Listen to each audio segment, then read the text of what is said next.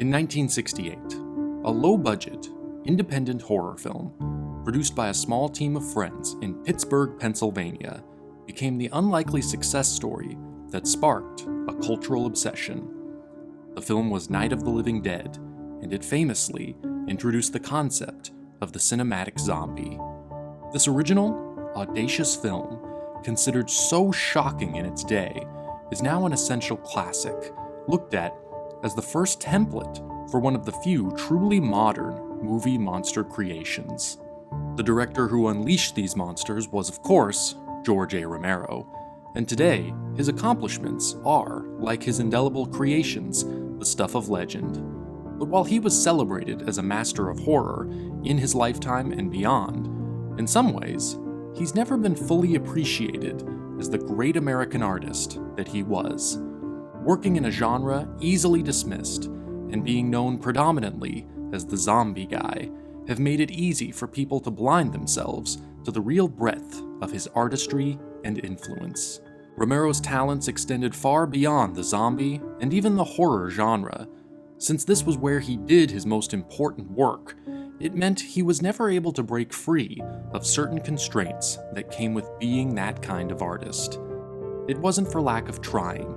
There was a time when he was working at the height of his powers, when he was considered perhaps the most influential independent filmmaker in the US.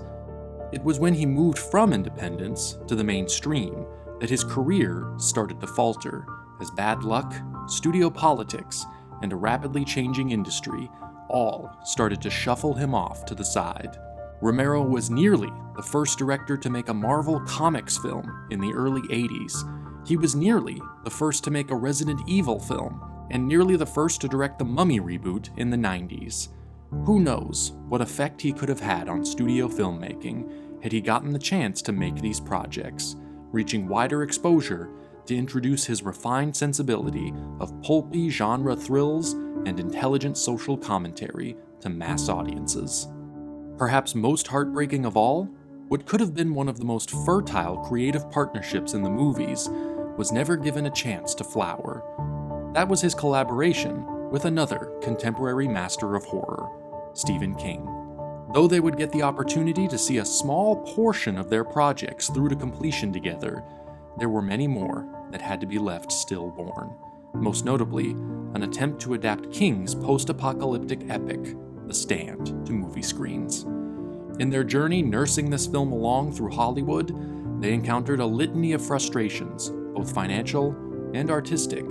While King was able to overcome these, thanks to his enormous popularity as an author, Romero did not have a similar escape route, and the frustrations of The Stand led to continuing frustrations in the industry that, in essence, derailed his career. Let's take a look at how that happened.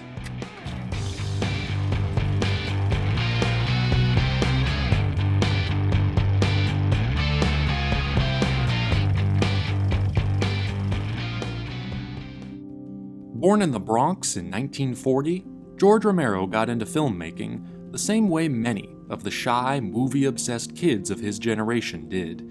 He borrowed an 8mm camera from a relative and started making his own movies by the time he was a teenager. Unlike a lot of those other kids, however, when he got older, he didn't move to LA and he didn't go to film school.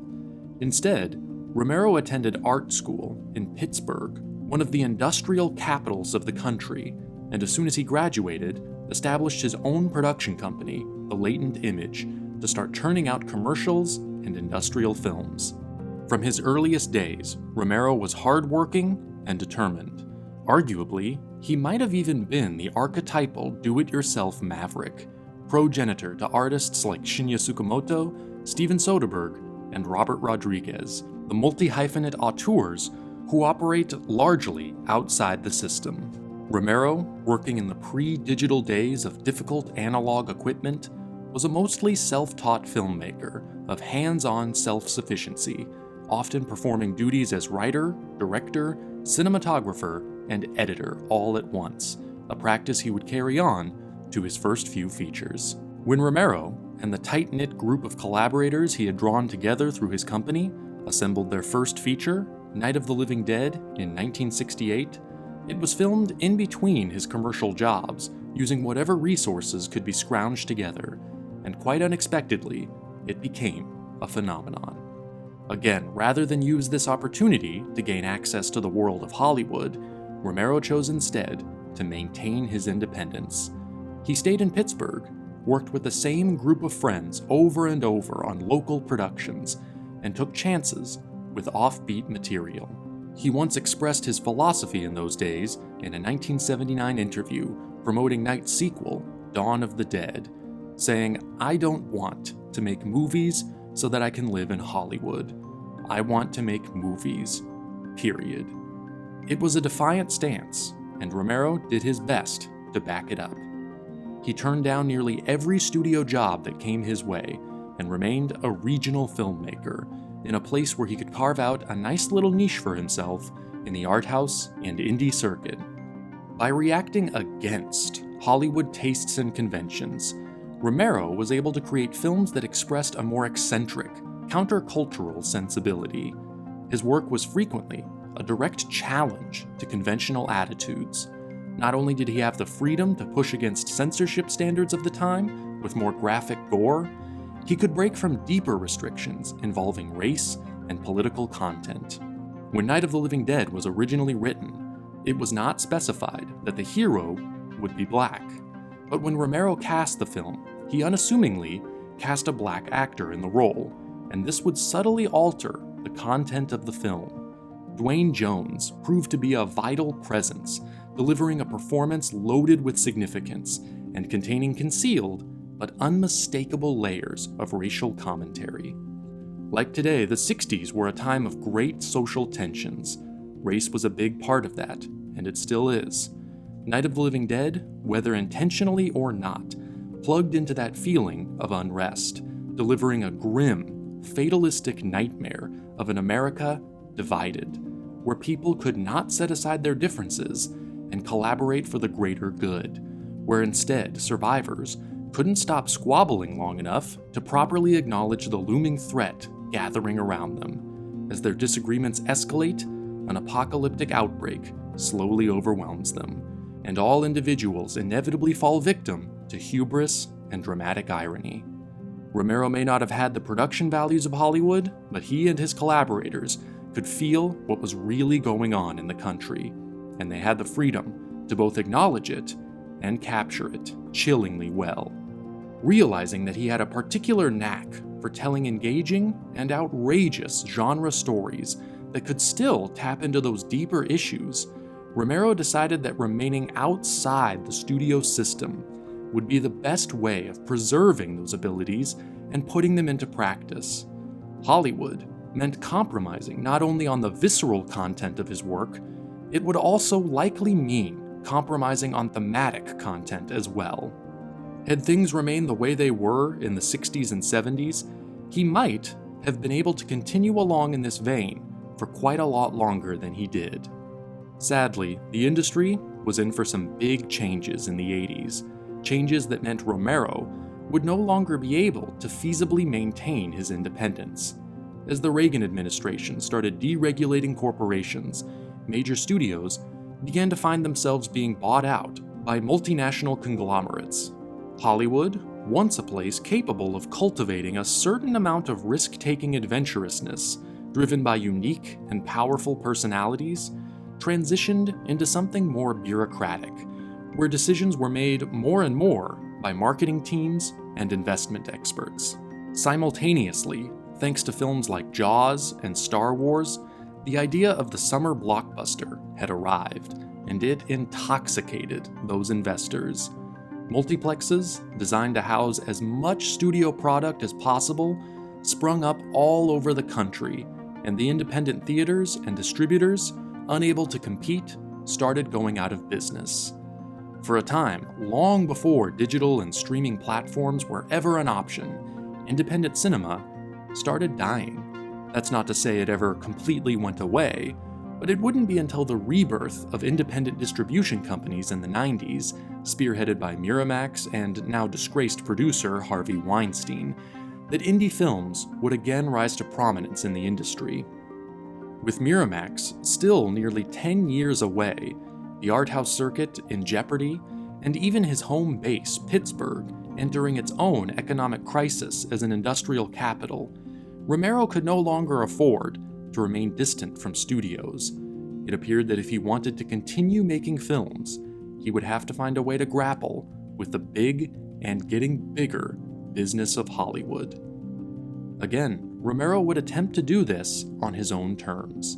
He started a new company, Laurel Entertainment, in partnership with producer Richard Rubinstein, and started trying to balance more commercial projects, including television work like the series Tales from the Dark Side, with more personal material, like Knightriders in 1981, one of Romero's most bizarre, and interestingly, most moving and autobiographical films. This transition also marked the beginning of an artistic collaboration that seemed like it was a match made in heaven. In the late 70s, after being a fan of his books for years, Romero met someone who would become both a lifelong friend and a sort of creative kindred spirit, best-selling horror author Stephen King. Stephen King was born in Portland, Maine in 1947. Much of his childhood was unstable. His father left when he was 2 years old, and financial strains caused the remaining family to move frequently, living for short periods of time with a variety of supportive family members. King was a young horror devotee, having discovered H.P. Lovecraft and EC Comics at an early age, and he started writing for fun while he was still a student. King began publishing his first short stories in the late 60s, around the same time Romero was establishing himself as an industrial filmmaker. Later, he worked as a teacher in Maine, while struggling to launch his career as a novelist. Like Romero, King was tenacious and driven, writing a minimum of 2,000 words a day and churning out story after story.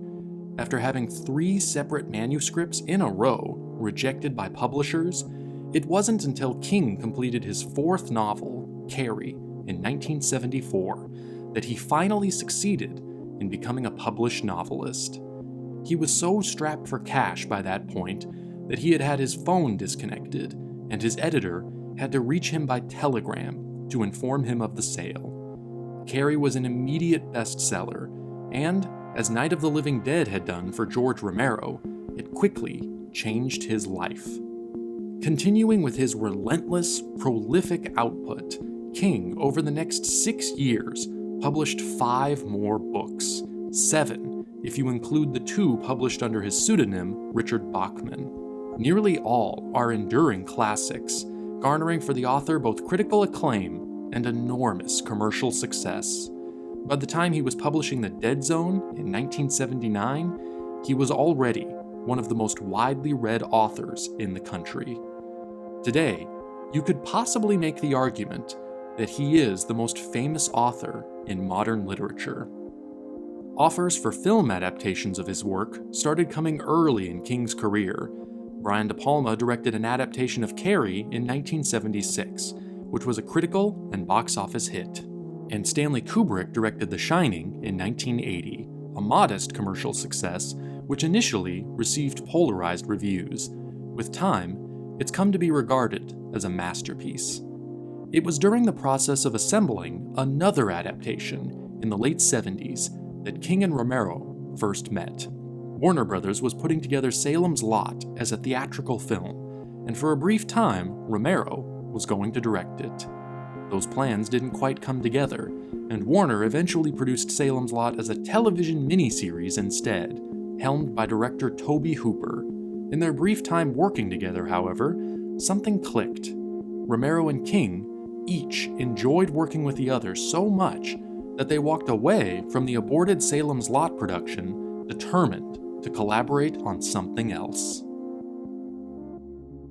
George Romero and Stephen King, each accomplished artists in their own right, may, on the surface, seem very distinct from one another, but they share a number of interesting spiritual similarities. In some ways, the connections are obvious, like the fact that they both work primarily in the horror genre. They are both infatuated by the macabre, the gruesome, the outre. It's only when you take a closer look at those supposedly obvious connections that you see just how deep they run. King's and Romero's relationship with their genre is a very personal, sophisticated one. They respect and pay homage to the horror traditions, even as they innovate and subvert them. Look at the way they skillfully manipulate tone. Both artists produce startling effects by punctuating horrific moments with subtle hints of humor. Sometimes they let their stories lapse into full comedy before carefully guiding them back into straight drama. This playful attitude extends even to the concepts behind the stories themselves. It's easy to sense the fun Romero and King have in coming up with the most outrageous ideas possible, then challenging themselves to actually make them work as serious stories. But Romero and King are not just gifted stylists either. Where they synchronize the most artistically is in their innovative use of horror as an arena for modern social commentary. Their works may be populated by ghouls, vampires, and sadists, but each piece is really an attempt to dissect the ordinary human psyche. The questions they ask are simple, universal ones. How do people maintain a sense of normalcy in extraordinary circumstances? How does the average person stand up to unthinkable evil?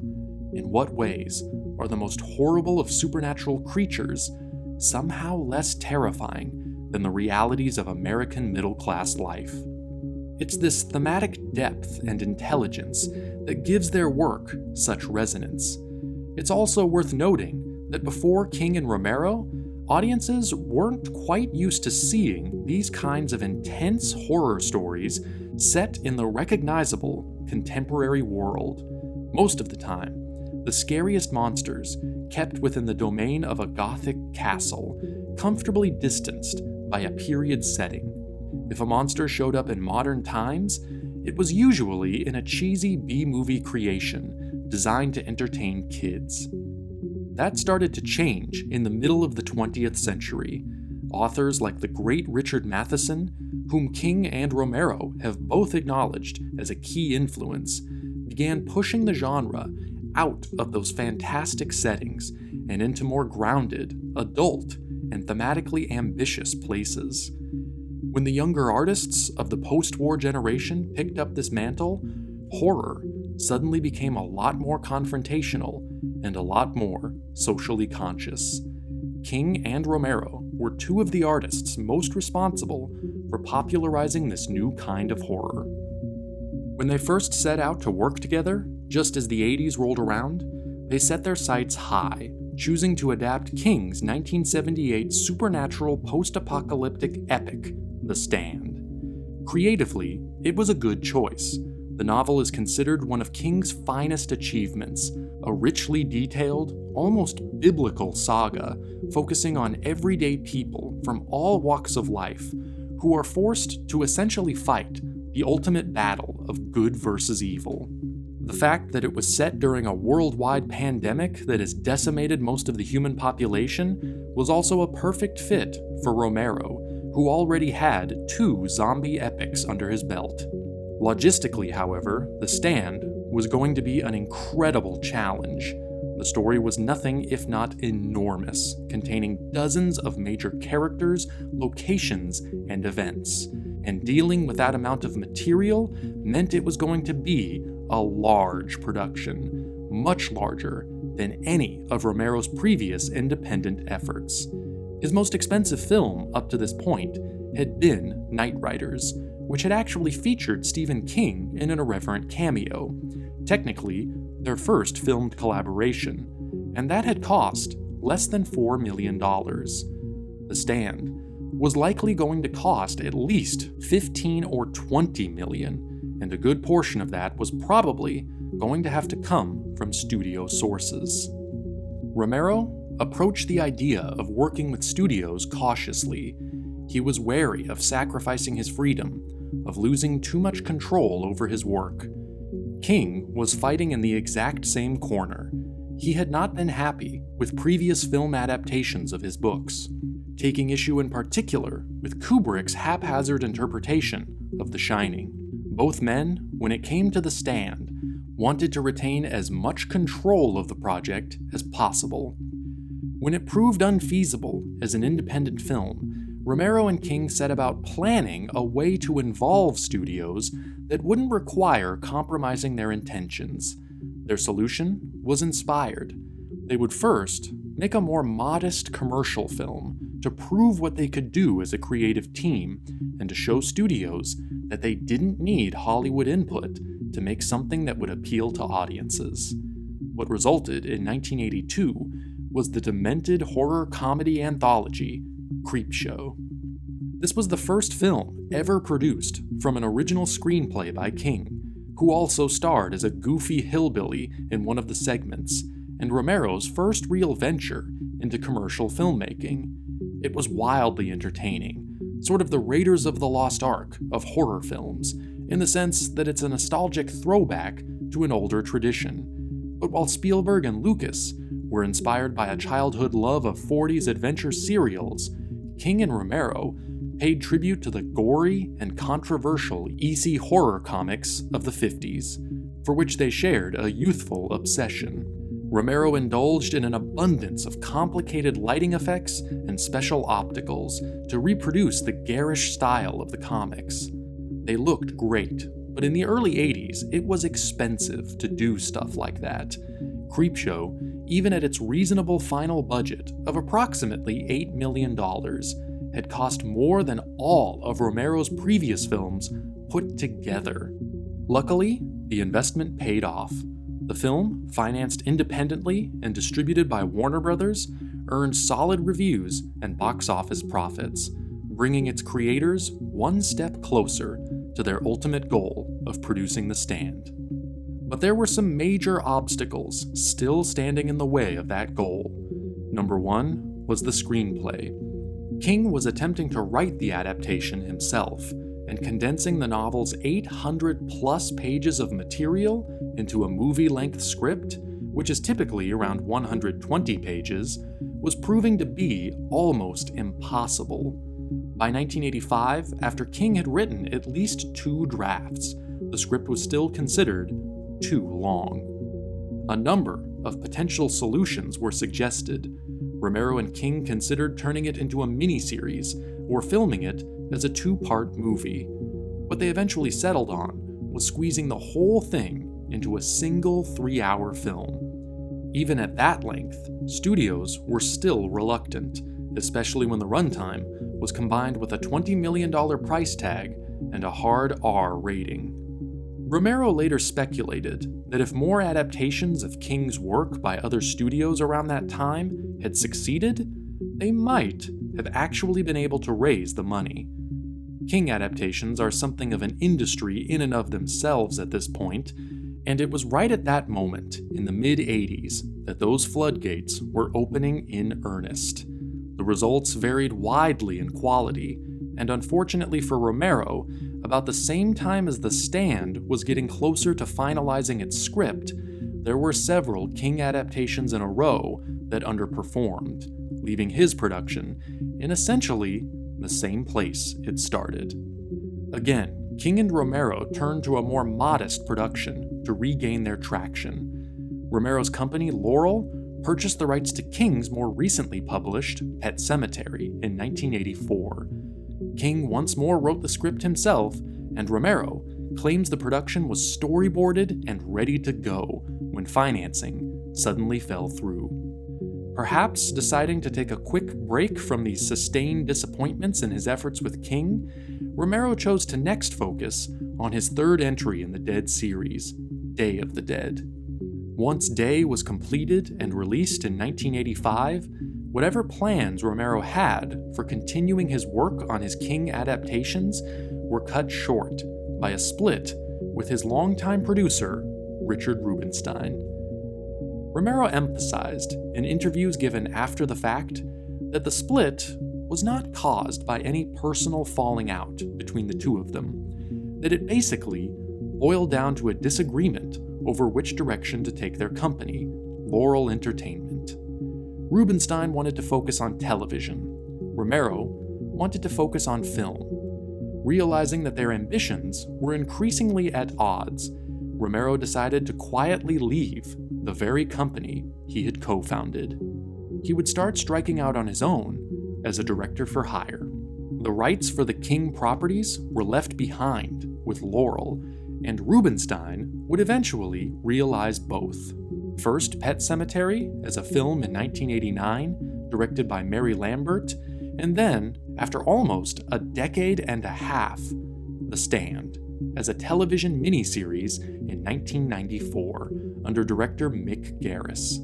Rubinstein had actually continued the attempts to get The Stand off the ground as a film for years, hiring writer Rospo Pallenberg, who had also worked on unrealized productions of Dune and The Lord of the Rings, to help solve some of the script problems, and allegedly courting directors like John Boorman and Brian De Palma. Romero remained unofficially attached during most of that time. When he was asked about it in interviews, he said he'd still love to make it. Alas, it wasn't meant to be.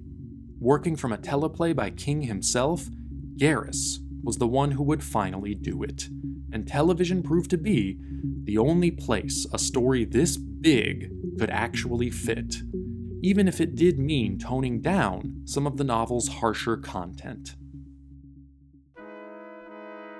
Since I'm not all that interested in doing any kind of critical analysis, weighing the subjective quality of the miniseries with that of the original novel, or with the imagined quality of Romero's Unmade adaptation, all of which I think would just be an exercise in futility, I'm going to wrap this up by instead focusing on the impact of all of these events on Romero's career.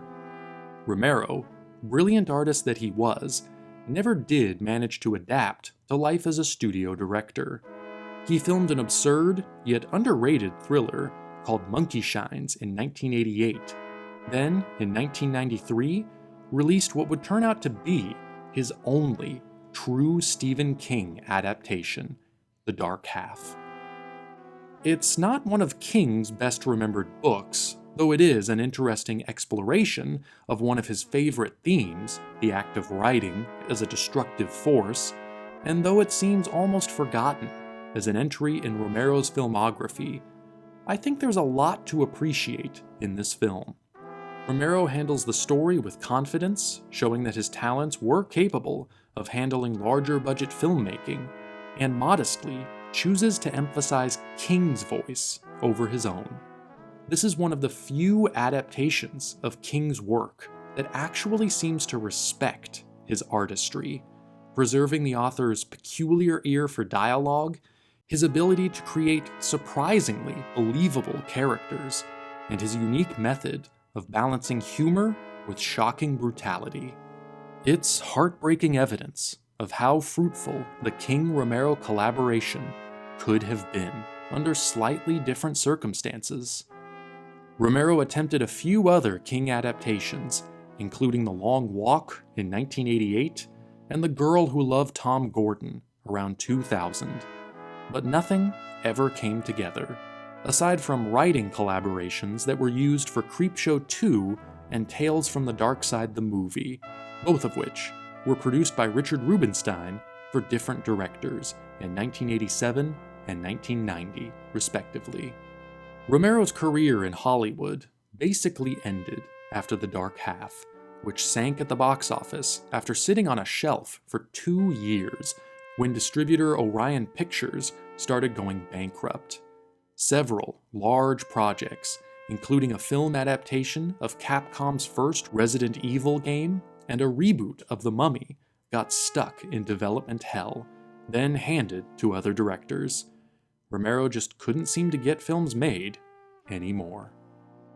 That finally changed when he left Hollywood.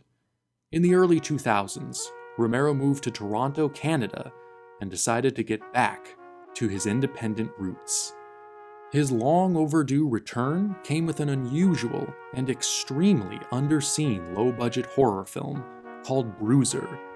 As nice as it would have been to see him make a few more weirder original films like this, there was, of course, an enormous following for his dead films, and he would spend the remainder of his life creating 3 last entries in this acclaimed series. As much as Romero could have caved in to cynicism and bitterness over the way his career had gone, he instead seemed to make peace with it. After all, he had found an opportunity to continue doing what he loved best: make movies. Opinion was fairly split as to the quality of those final films, but each one dared to attempt something new with the genre. Romero didn't fall back on the same formulas, and he never lost his touch for delivering satisfying pulpy entertainment infused with weightier themes and ideas. This is something to admire about all of his work, not just the zombie films.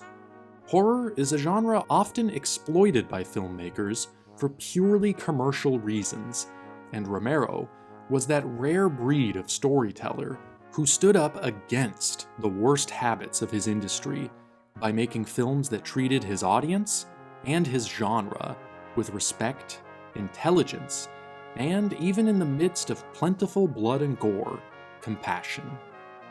Romero's passing in 2017 was mourned by the entire horror community. By all accounts, George Romero the man was not unlike George Romero the storyteller: thoughtful, witty, warm.